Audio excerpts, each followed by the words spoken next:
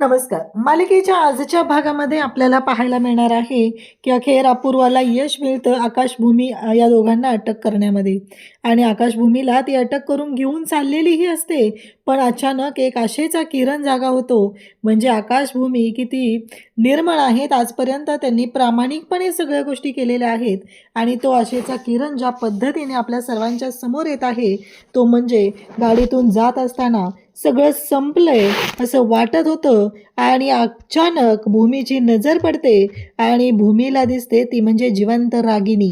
आता जिवंत रागिनी ही भूमीच्या समोर आलेली आहे आणि त्यामुळं आकाश आणि भूमी तिला सर्वांच्या समोर कसे आणणार आणि स्वतःला निर्दोष कसं सिद्ध करणार हे आपण पाहणार आहोत. त्यासाठी हा व्हिडिओ शेवटपर्यंत पहा. त्याचबरोबर चॅनलवरती नवीन असाल तर नक्की चॅनलला सबस्क्राईब करा. इकडे आकाश आणि भूमीच्या समोर आता सगळी हिस्ट्री मांडली जात असते. म्हणजे या आकाश आणि भूमीनेच रागिनीला मारलेलं आहे त्याचं एक व्हिडिओ प्रेझेंटेशन असतं, प्रात्यक्षिक असतं. तसा एक AI ला व्हिडिओ बनवलेला असतो. कशा पद्धतीने आकाश आणि भूमीने रागिनीच्या मरणाचं प्लॅनिंग केलेलं आहे हे समोर येत असतं. त्यासोबतच इकडे आपल्याला पाहायला मिळतं की अपूर्वा हे सगळं सगळ्यांच्या समोर दाखवत असते. तेव्हा ती म्हणते की कसं आहे माहिती आहे का आकाश भूमी, कसे मी या घरात आले तेव्हापासून तुम्हाला पाहते, जेव्हापासून ही केस माझ्या अंडर आली आणि ही केस रिओपन केली गेली 7 वर्षानंतर, तेव्हापासून मी पाहते तुम्ही घाबरलेले असायचे. म्हणून तुम्ही पहिले संशयित ठरला, कारण तुमच्या डोक्यामध्ये काही ना काही गोष्टी आणि त्याचबरोबर तुमच्या मुलीने दिलेलं स्टेटमेंट. तुमच्या मुलीने स्वतःहून स्वतःच्या तोंडाने सांगितलं की तुम्ही दोघंजण बोलत असता. तुम्हाला माहिती आहे की रागिनी ही देश सोडून गेलेलीच नाही आहे. त्यामुळं सगळे जरी म्हणत असले तरीही तुमच्या मुलीनं जे स्टेटमेंट दिलं त्यामध्ये तुम्ही अडकला गेलात. तेव्हा मात्र सगळेजण पाहत असतात, सगळ्यांना धक्का बसलेला असतो. पण आता बलदेव पुढे येतो आणि बलदेव म्हणतो काय आहे हे सगळं. तेव्हा इकडे अपूर्वा सांगत असते की बरोबर आहे, तुम्ही जे म्हणताय ते सगळं बरोबर आहे, परंतु एक गोष्ट मात्र तुमच्या लक्षात आलेली नाही, ती म्हणजे की आकाश आणि भूमीने तो जो साफळा आहे तो सर्वांच्या समोर येऊ नये म्हणून त्यांनीच हे केलेलं होतं. त्यावेळेस त्या इथे बंगल्यावरती जे हवालदार होते त्यांचं स्टेटमेंट घेतलं जाणार आहे, कारण त्यांनीच पाहिलेलं होतं आकाश आणि भूमीने रागिनी पटवर्धन यांचा खून केला आणि पहाटेच्या वेळी ते घरी आलेले होते. त्यांनी त्यांना पाहिलेलं होतं. तो जो ड्रायव्हर, त्या ड्रायव्हरने हे सगळं पाहिलेलं आहे. असं करत अपूर्वा सगळे मुद्दे तिचे मांडत असते, बोलत असते आणि आकाश आणि भूमी शांतच असतात, कारण त्यांना कळलेलं असतं की आता काहीच आपण करू शकत नाही आहे. जे काही झालेलं आहे ते ॲक्सेप्ट करण्याशिवाय पर्याय नाही आहे. जणू काही दोघांनी तो गुन्हा ॲक्सेप्टच केलेला असतो. अशा पद्धतीने गोष्टी घडत असतात. तेव्हा मात्र इकडे आकाश आणि भूमी एकमेकांकडे पाहत असतात. बलदेव मात्र त्यांची बाजू घेत असतो. तो म्हणत असतो की कसं शक्य आहे, बाहेर जो सापळा आहे तो रागिनी पटवर्धन यांचा आहे याचा पुरावा काय. तेवढ्यातच हवालदार जाधव यांना बोलवलं जातं. हवालदार जाधव यांच्या हातामध्ये एक एन्व्हलप असतं आणि हवालदार जाधव ते एन्व्हलप घेऊन येतात आणि ते अपूर्वाच्या हातात देतात, तिला सॅल्यूट करतात आणि ते तिथून जातात. आता अपूर्वा म्हणते हाच तो पुरावा, म्हणजे अथर्वचे DNA सॅम्पल त्या स्केचच्या बरोबर मॅच होत आहेत का, त्या सांगाड्याबरोबर मॅच होत आहेत का ते बघण्यासाठी आम्ही घेतलेले होते आणि ते मॅच झालेले आहेत, असं इकडे अपूर्वा सांगत असते. आणि हे DNA सॅम्पलचे रिपोर्ट आलेले आहेत, त्यामुळे स्पष्ट झालेलं आहे. म्हणजेच मागच्या वेळेस जेव्हा तो सांगाडा चेक करायचा होता तेव्हा मात्र हा सांगाडा या दोघांनी तिथून गायब केला आणि तो सांगाडा आणून इथे घराच्या मागच्या साईडला पुरला. आता इकडे अपूर्वाला आठवत असतं, रागिनी म्हणालेली असते की त्या दोघांना जेलमध्ये पाठवण्याची पूर्ण तयारी मी केलेली आहे. आता अपूर्वा म्हणते की म्हणजे कशी तयारी केलेली आहे ते तिच्या लक्षात आलेलं असतं. तेव्हा मात्र आकाश आणि भूमी पाहत असतात. आता तो जो रिपोर्ट आहे, DNA सॅम्पलचा रिपोर्ट आहे, तो अथर्वच्या हातात असतो आणि अथर्व तो रिपोर्ट पाहतो आणि त्याच्या लक्षात येतं की हे सगळं काय आहे, म्हणजे आकाश आणि भूमी यांनी फसवलंय असं त्याला वाटत असतं. कारण DNA सॅम्पल त्या पुतळ्याबरोबर, त्या सांगाड्याबरोबर मॅच झालेले असतात. आणि त्याचबरोबर हे सगळं जेव्हा घडत आहे तेव्हा मात्र भूमी आणि आकाश शांतच आहेत. मग तो रिपोर्ट जो आहे तो बलदेव घेतो. बलदेव तो रिपोर्ट पाहू लागतो. त्याच्यामध्ये नक्की काय आलेलं आहे, DNA सॅम्पल मॅच झालेत म्हणजे नक्की काय झालेलं आहे. आणि मग बलदेव तो रिपोर्ट पाहतो. मग बलदेव तो रिपोर्ट आकाशकडे देतो. म्हणजे सगळ्यांच्या चेहऱ्यावरती एक स्तब्ध शांतता दिसत असते. नक्की काय होत आहे? कुठल्याच गोष्टीची टोटल लागत नसते आणि अशातच अशा परिस्थितीमध्ये हे सगळं घडलेलं असतं. आकाश आणि भूमी यांना वाचवण्याचा बलदेव त्याच्या परीने भरपूर प्रयत्न करत असतो. परंतु त्यालाही त्यामध्ये यश मिळत नसतं. कारण हा जो गुन्हा आहे तो अशा पद्धतीने अपूर्वाने समोर आणलेला असतो. तरीही आता अपूर्वा म्हणत असते की हे सॅम्पल. आता महत्त्वाची गोष्ट आहे ते म्हणजे एक व्हिडिओ मी तुम्हाला दाखवणार आहे आणि तो म्हणजेच मेघचा व्हिडिओ. मेघचा व्हिडिओ टीव्हीच्या समोर तिथं स्क्रीनवरती प्ले केला जातो. ती म्हणते म्हणूनच तर मी आधी आल्यालाच लिहिलेलं होतं गेम ओव्हर. तर आता तुमच्या लक्षात आलं असेल गेम ओव्हर म्हणजे काय झालेलं आहे. कारण तो DNA सॅम्पल जरी मॅच झालेलं असलं तरीही तो खून आकाशभूमीनेच केला आहे हे कसं सिद्ध होईल असा प्रश्न उभा केला जातो. आणि तेव्हा मात्र ती म्हणते की त्यासाठीच तर हा पुरावा देत आहे. यावेळेस मी अशी रिकामी आलेली नाही आहे. माझ्याकडे सगळ्या गोष्टींचे सगळे पुरावे आहेत आणि ते पुरावे मी तुमच्याकडे देत आहे असं म्हणत तिने आता स्क्रीनवरती तो व्हिडिओ प्ले केलेला असतो. तो मेघचा प्ले केलेला असतो आणि इकडे सगळ्यात जास्त आनंद होत असतो तो म्हणजे पौर्णिमाला. मला तर खरं तर प्रश्न पडला या पौर्णिमाला आनंद व्हायची गरज काय आहे? कारण तिच्या नवऱ्याला रागिनी पटवर्धनने मारलेलं आहे हे तिला माहिती आहे. तरी पण ही मूर्खासारखी बाई त्या रागिणीची साथ देते आणि भूमी आकाशच्या विरोधात ह्या सगळ्या गोष्टी करते. कळतच नाही आहे की तिचा नक्की स्वार्थ काय आहे. तिला हवाय काय? का तिला अभिजित जो मेलेला आहे त्याने काही फरकच पडलेला नाही आहे? हा प्रश्न उभा राहतो. आता मात्र आता अपूर्वाने तो व्हिडिओ प्ले केला आहे मेघचा. मेघ बोलायला सुरुवात करतो. खरं तर मेघसाठी सुद्धा एक ट्रॅप रचलेला होता या माणसांनी. कारण त्याला सांगितलेलं तुझ्या आईला जर तुला भेटायचं असेल तर तुला स्टेटमेंट द्यावं लागणार आहे. हॉस्पिटलमधून खोटा कॉल केलेला असतो आणि मेघने सांगितलेलं असतं. मेघने सांगितलेलं असतं की मी आणि आकाश आम्ही दोघंजण कॉलेजचे मित्र. मग एक दिवस 7 वर्षापूर्वी आकाश माझ्याकडे आला आणि त्याने मला सांगितलं की असं असं करायचं आहे. मग त्यावेळेस आम्ही रागिनी पटवर्धन यांचा ईमेल ID हॅक केला आणि त्याच्यावरून एक ईमेल पाठवला आणि त्यांना लंडनला जाण्याचं तिकीट मिळवलं. त्या तिकिटावरती एका बाईला आम्ही तिथे पाठवलं. एअरपोर्टवरून ते CCTV फुटेज मिळवलं. या सगळ्या गोष्टी केल्या आणि हे सगळं आकाश महाजनने मला सांगितलेलं होतं. त्यासाठी मी केलेलं आहे. खरं तर एकदा अपूर्वा यांच्याकडे म्हणजे ACP अपूर्वा यांचं लग्न झालं आणि हे मला गोष्ट कळलेली होती. म्हणजे आकाशांचा भाऊ बलदेव यांच्याशी लग्न झालं आहे.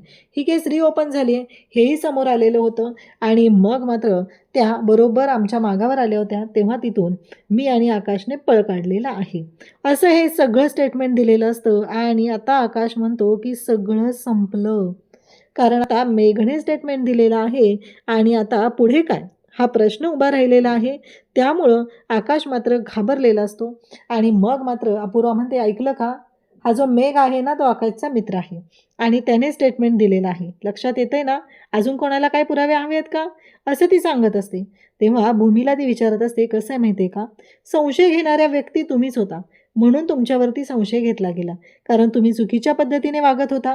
तुमच्या दोघांमध्ये ते मला दिसत होतं. आमची पोलिसी नजर आहे तेवढ्या बारकाईने आम्ही पाहतो असं अपूर्वा वारंवार तिथे सांगत असते. तेव्हा मात्र सगळेजण पाहत असतात. फायनली कुठंतरी या गोष्टीला फुलस्टॉप लागला पाहिजे असं वाटत असतं. परंतु या गोष्टीला फुलस्टॉप काही मिळत नसतो आणि हे सगळं जे काय आहे ते खूपच भयानक पद्धतीने समोर येत असतं. खरं तर या गोष्टीतून मार्ग काढणं खूप गरजेचं आहे. परंतु तो मार्ग काढायला थोडासा त्रास होत असतो. आणि मग मात्र इकडे पाहायला मिळतं ते म्हणजे तो जो व्हिडिओ आहे तो आता पोहोचलेला असतो तो म्हणजे रागिनीकडे. या रागिनीला किती आनंद झाला आहे काय सांगू तुम्हाला. कारण तिला इतकं भारी वाटत असतं की ज्या घरातून या आकाशभूमीने मला बाहेर काढलं त्या घरातून या दोघांनाही मी अशा पद्धतीने बाहेर काढलेलं आहे. हा जो आनंद असतो तो तिच्या चेहऱ्यावरती स्पष्ट दिसत असतो. तोंडाला काळं लावून कचऱ्याकुंडीत राहणारी ही बाई मोबाईलवर व्हिडिओ पाहून एवढी वेड्यासारखी आनंदाने हसत असते, उड्या मारत असते. तिला कळत नसतं की काय करू, किती आनंद साजरा करू अशी अवस्था तिची झालेली असते. आणि ती त्या पद्धतीने वागत असते. खूप आनंदाने उड्या मारत असते. तिला आनंदाच्या उकळ्या फुटलेल्या असतात. अशी ही रागिणी वागत असते. खरं तर रागिणी हे सगळं जाणून बुजून करत असते, कारण तिला आकाश आणि भूमीला उद्ध्वस्त करायचं आहे. ती म्हणत असते की हा जो क्षण आहे तो मला माझ्या डोळ्यांनी पाहायचा आहे, मला जायचं आहे तिथं. असं म्हणत रागिनी आता निघालेली असते बंगल्याकडे यायला. आणि आकाश आणि भूमीला पोलिसांनी ताब्यात घेतलेलं आहे. त्यांच्या हातामध्ये बेड्या घातलेल्या आहेत आणि आकाश आणि भूमीला पोलीस आता घेऊन चाललेले असतात. आणि नेमकं आकाश आणि भूमी त्यावेळेस निघालेले आहेत. अपूर्वा जराही ऐकायला तयार नसते. बलदेव मात्र तिथं आलेला असतो. बलदेव म्हणत असतो की अपूर्वा ऐक, एकदा ऐक, तू काहीतरी मार्ग काढता येतील, तू असं नको करू, असं नाही घेऊन जाऊ शकत तू त्यांना.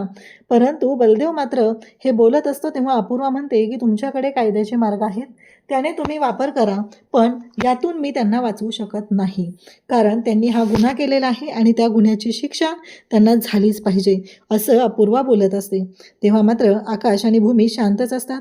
तेव्हा अथर्व तिथे असतो आणि इकडे रागिनी मात्र खूपच आनंदात असते. तिला खूप आनंद झालेला असतो. आनंदाने उड्या मारत असते.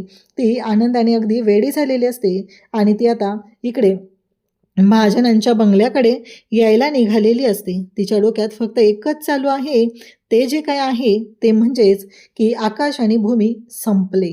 आता राज्य माझं असणार आहे, त्या घरात मी पुन्हा जाणार आहे, ह्या सगळ्या गोष्टी मी करणार आहे, असं तिच्या डोक्यात सुरू झालेलं असतं. तेव्हा मात्र ती तिकडे निघालेली असते. आकाश आणि भूमीला पोलीस घेऊन चाललेले आहेत. हा आनंदाचा सोहळा तिला पाहायचा असतो, कारण तिच्यासाठी तो आनंदाचा सोहळा असतो. बाकीच्यांसाठी आकाश आणि भूमी यांच्या बाबतीत जे घडलेलं आहे ते चुकीचं असतं, पण या बाईला मात्र तिथे आनंद वाटत असतो. तेव्हा मात्र ती निघालेली असते. त्याच वेळी पाहायला मिळतं ते म्हणजे आकाश आणि भूमी शांतपणे सगळी परिस्थिती हँडल करण्याचा प्रयत्न करत असतात, पण रागिनी मात्र प्रत्येक वेळेस त्याच्यामध्ये काही ना काही खोडच घालत असते, हे मात्र तेवढंच आहे. आणि आता रागिनी तिकडे निघालेली असते. इकडे अपूर्वा म्हणत असते की नाही, आणि त्याच वेळी वरून क्षितिजा ओरडते, आई बाबा, कारण क्षितिजाला असं वाटत असतं की माझे आई बाबा कुठं चाललेले आहेत, त्यांच्या बाबतीत काय झालंय, त्यांना काय होतंय आणि का घेऊन चाललेत त्यांना, हा प्रश्न तिला पडलेला असतो. लहानच्या क्षितिजाला असे अनेक प्रश्न पडलेले असतात आणि ती मात्र ते विचारत असते. आणि त्याच वेळी आता बाहेर रिपोर्टर आलेले असतात. मग हे पत्रकार इथे कसे आले, तेव्हा मात्र अपूर्वा म्हणत असते की पोलिसांचं आणि क्राईम कनेक्शनचं एक कनेक्शन आहे, त्यामुळं ते इथं पोचलेले आहेत, त्यामुळं त्यांना कोणीही इथून अडवू शकत नाही, अशा पद्धतीने ती सांगू लागते. आणि अथर्व मात्र आता वेडा झालेला असतो. तो मला सांगा की का का केलंच तुम्ही हे सगळं, कशासाठी केलं आणि कशामुळं केलं, काय प्रॉब्लेम काय होता तुमचा, हे सगळं करून तुम्हाला काय मिळालेलं आहे, का वागलेला आहात तुम्ही असं असं म्हणत इकडे अथर्व जेव्हा बोलत असतो तेव्हा मात्र आकाश आणि भूमी या दोघांनाही धक्का बसलेला असतो, कारण हे सगळं काय घडतंय आणि या सगळ्याचा काय अर्थ आहे, हे सगळं जेव्हा घडत आहे तेव्हा मात्र अपूर्वाला खूप आनंद होत असतो. आणि अपूर्वा म्हणत असते की आता सगळं संपलेलं आहे, चला. आणि मग मात्र अथर्व म्हणत असतो की तुमच्याकडून ही अपेक्षा नव्हती. आता क्षितिजा आलेली आहे. क्षितिजा ओरडत आहे की माझ्या आईबाबांना कुठेही न्यायचं नाही, एवढा क्षितिजाचा हट्ट आहे. आणि क्षितिजा त्या पद्धतीने आता खाली आलेली असते. ती विचारत असते की माझ्या आईबाबांना घेऊन तुम्ही कुठे चाललेला आहात आणि माझ्या आईबाबांनी काय केले. तेव्हा अपूर्वा तिला सांगू लागते की तुझ्या आईबाबांनी एक वाईट काम केलेलं आहे, म्हणून त्यांना आम्ही बाहेर घेऊन चाललेलो आहोत, असं इकडे ती सांगते. तेव्हा मात्र प्रश्न पडलेला असतो की क्षितिजा खरं तर घाबरलेली असते. ती म्हणत असते की नाही, माझे आई बाबा असं काहीही करू शकत नाहीत, असं ती सांगू लागते. आणि नेमकं त्याच वेळेस तिथे आता क्षितिजाची अवस्था पाहून मानसीला सुद्धा वाईट वाटतं, बलदेवला वाईट वाटतं, पण पौर्णिमाला खूप आनंद होत असतो. पौर्णिमा बाहेर पाठीमागं उभी असते आणि ती म्हणत असते की फायनली आनंदाचा तो क्षण आलेला आहे, ज्या क्षणाची इतके दिवस मी वाट पाहत होते आणि तो क्षण आलेला आहे, असं म्हणत आता क्षितिजा हे सगळं जेव्हा घडत असतं तेव्हा मात्र क्षितिजाला ती म्हणते की बाळा, मी सांगते तुला नक्की काय झालेलं आहे, तू अजिबात काळजी करू नको, मी तुझ्यासोबत आहे ना, मी सांगेल तुला सगळं कशा पद्धतीने काय झालंय, असं म्हणत ती बोलत असते. आणि त्याचबरोबर इकडे भूमीच्या डोळ्यात पाणी आलेलं असतं. भूमी क्षितिजाला जवळ घेऊन काहीतरी सांगणार असते, पण त्याआधीच अपूर्वाने क्षितिजाला तिच्यापासून बाजूला घेतलेलं असतं. आता चला, वेळ संपलेली आहे असं म्हणत क्षितिजाने सगळ्यांना घेऊन जाण्याचा प्लॅन केलेला असतो. म्हणजे म्हणजे चला आता यांना ताब्यात घेतलं पाहिजे हे तिचं ठरलेलं असतं आणि त्यासाठीच तिने त्या दोघांनाही आता ओढत घेऊन चाललेली असते. त्याच वेळी क्षितिजा रडत असते की नाही, माझ्या आईबाबांनी काही केलेलं नाही आहे, माझ्या आईबाबांनी काही केलेलं नाही आहे, एवढंच ती ओरडून ओरडून तिथे सगळ्यांना सांगत असते. आणि इथे मात्र हा मोठा डाव झालेला असतो आणि भूमी आणि आकाशला घेऊन चाललेले असतात.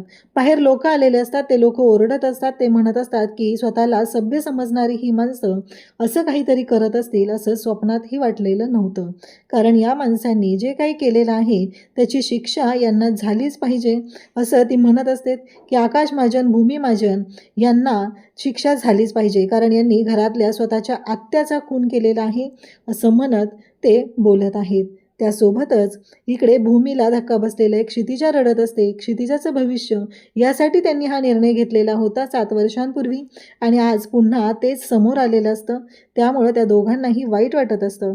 आपण क्षितिजासाठी एवढं सगळं केलं आणि आज क्षितिजाच्या भविष्यात अंधार दिसत आहे, काहीच शिल्लक राहिलेलं नाही आहे हे समोर येतं आणि आकाश आणि भूमीच्या हातात बेड्या घातलेल्या असतात. दोघांनाही तिथे गाडीत बसवलं जातं आणि घेऊन चाललेले असतात. पण आकाश म्हणतो की भूमी सगळं संपलं आणि नेमकं त्याच वेळेस एक गोष्ट घडते आणि ती म्हणजेच तिथे भूमी मागं फिरून पाहते तर भूमीच्या लक्षात येतं की तिथं रागिनी उभी आहे.